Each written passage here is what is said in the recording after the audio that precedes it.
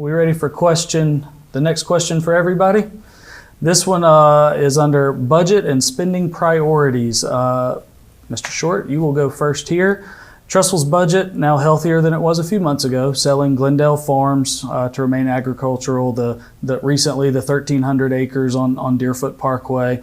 But there are still demands, for infrastructure, staffing, services, all these things. What areas of spending would you protect at all cost, and where might you find cuts, if any, are needed, or efficiencies to keep the city financially strong for the long term? Yeah, so appreciate the question. This is a lot of what we've been doing, right? So over the course of the past, 6 to 8 months at this point, maybe over a year now, or getting closer to a year now.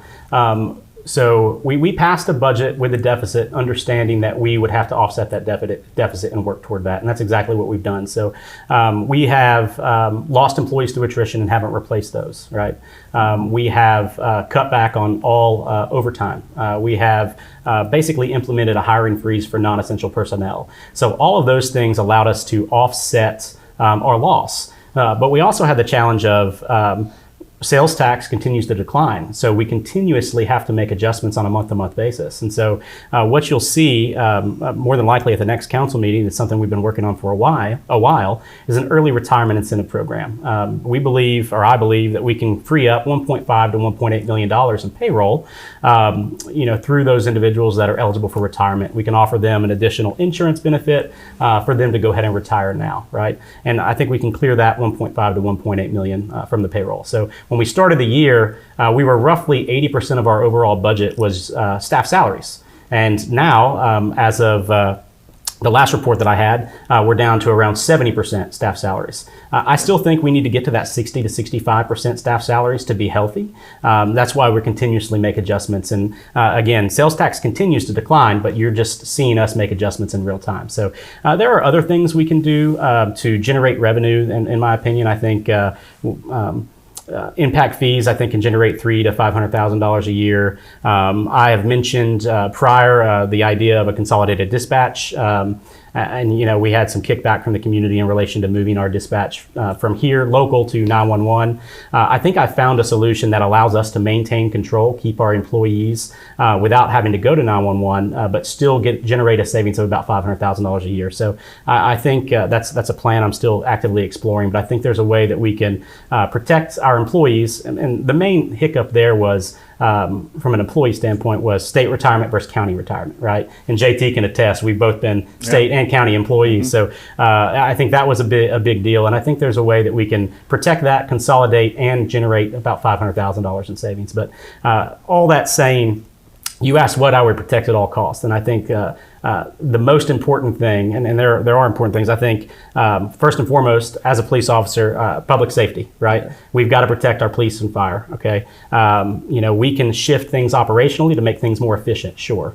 The other thing is we have to protect the 1 cent that we give our schools. I think those are the two most important things that we have to protect from a financial standpoint as we move forward. And whoever is elected is going to continuously have to make adjustments as we address the real issue of SSUT. Once that's fixed, infusing another $4.5 million plus into our budget will definitely help. It'll allow us to not only offset the issues that we have now, but if you give 25% of that to the schools, we can then go to the bond market and pay for another one of those projects that the schools desperately need. So sounds good. Mr. Smallwood, is there anything you would do differently? Can you maintain or improve with what we have now? I think it's very possible to maintain and look for areas for improvement. Within our budget forecast, we Trussville was impacted, no doubt, by the flattening sales tax over the past 4 or 5 years, as was all the other cities, and but it hit us particularly hard. We're not positioned particularly effective to diminish the impact that it had on us, and that was reflected in the Standard & Poor's downgrades. But moving on from that, I think that I'm with Ben, and probably Ms. Lisa as well. I want to definitely protect public safety. That is an invaluable commodity that we have here in Trussville. That they are valuable, they are essential and needed services, and I want to pledge my support to them. as well, is our support for the school system. School system is an incredibly important draw for this city. It draws so many people, and we have to be leveraged to a position where we can extend help. It was unfortunate that Hoover withdrew their funding to a degree from the Hoover City Schools, and there was a definitive impact there. And we want to avoid those kind of things. But I don't think anyone here has any plans to lay people off. I've heard that. Who are you going to lay off? We have no plans to lay off. I can speak for myself.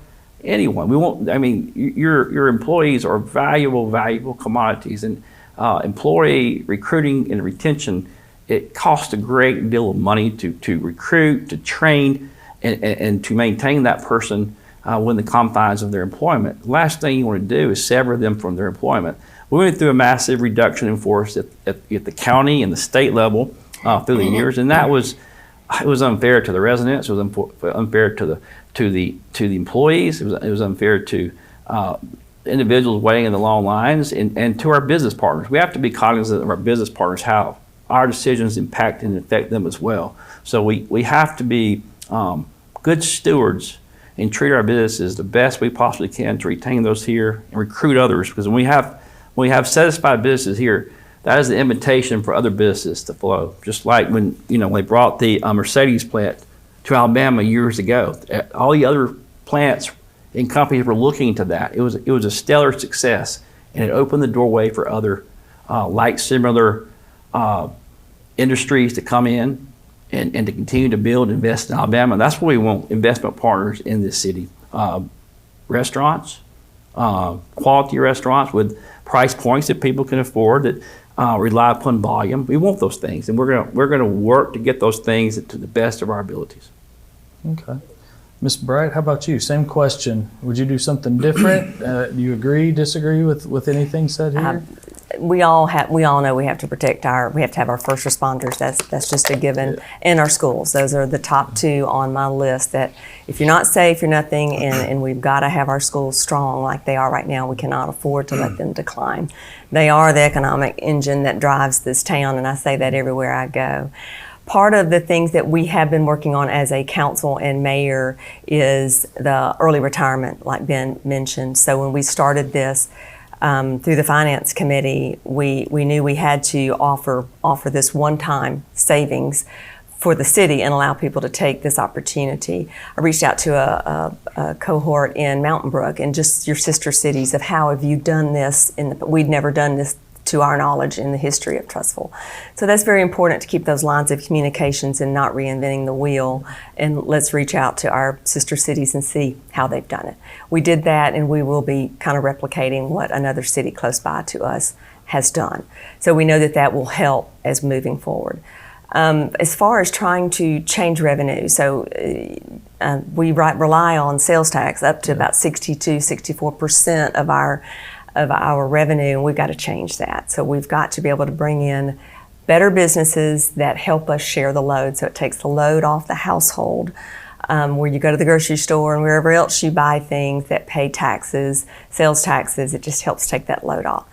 But we've got to get SSUT fixed. That is crucial. The city is looking at possibly joining that lawsuit with the city of Tuscaloosa. When that is said, immediately radars go up, like, well, we want to get into all those legal fees. Well, you would almost be joining in like a friend of the court, like a letter of support. Mayor Maddox in Tuscaloosa is championing this cause, right, and they are ready to take it on. It's really hurting successful cities like Trussville, where we rely heavily on our sales tax because that's how we're set up as a state. Our property taxes are so low. Municipalities have to be able to bring in a certain amount of taxes. All that to say, that was something we've got to change, that balance, less reliance on sales tax, more reliance on business taxes, bringing in higher paying jobs to Trussvillians. Another thing is we are comparing what our rates are for like our city, our civic center. Our civic center stays booked, which is great, but there's probably a reason why. We're one of the lower rated civic centers as far as renting out rooms in our area. So things like that we can start tweaking. The early retirement, we've got to get our budget balanced, and we will, but it's going to take a lot of, we're not going to lay off our employees to my best ability. We, they are what make this city run, and they're extremely valuable. So we have a lot of work ahead of us. We just met with department heads this past week, going over their budget line by line and just starting to click away on things that are just wasteful. There's no room in this budget for waste, and we're going to clear it out as best we can, get what that number is, and go from there. The next few years will be lean.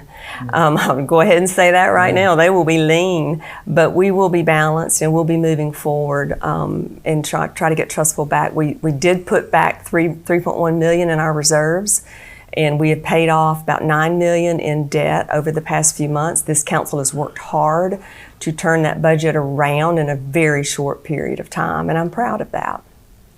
Any follow-up? Yeah, and I'll add, because I agree with what Mr. Smallwood and Councilor Bright said as well in terms of layoffs. I think the early retirement incentive is what gets us to that 60 to 65% of our staff salaries, right? So I don't think layoffs are necessary at this point in time, and it's something we would definitely work to avoid. And also, I will say we are balanced now for this year's budget. I think it's important for people to understand that and realize that what Councilor Bright's referencing is going into and those meetings with those department heads, and again going line by line. So adding that $3+ million from the land sale to the utilities off Deerfoot Parkway definitely helped. But I will say we've been plugging away for months upon months now, and I really have to applaud our department heads for doing so well with their budgets, as well as doing the best they can without the staffing that they were originally budgeted for, if that makes sense. So we didn't allow a lot of those positions to be filled when we saw the decline. So I have to applaud them for all the work they've done to get us to where we are. And again, balanced this year, and we will be balanced next year too.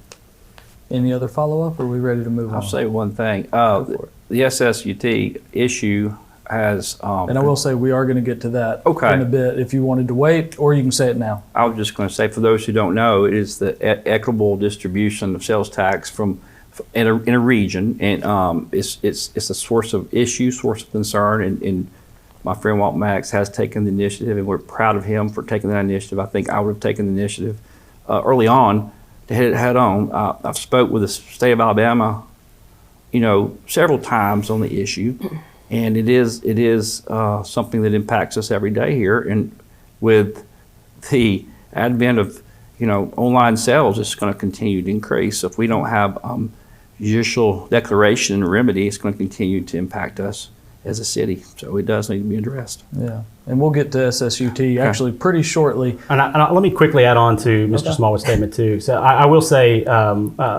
Mayor Maddox has actually been working on this for 6 to 7 years now. So we have actively been watching this in the background. The Big Ten mayors have made attempts in the past unsuccessfully, and that's why when you look at the cities that are impacted, we're talking the largest 53 municipalities in the state of Alabama are where we're seeing that impact. But we'll dive deeper when you get to that SSUT question. We'll dive deeper. I'll give you all a little water break real quick. All right. I'm going to let y'all have that quick break while I tell you that the Writer's Block Trussville Mayoral Forum podcast is brought to you by Courtesy GMC, which has given more than $125,000 to Trussville Police and Fire since 2021, because supporting those who serve us matters. Courtesy GMC contributes to Trussville Police and Fire for equipment needs for every vehicle sold. Community-driven, Courtesy GMC.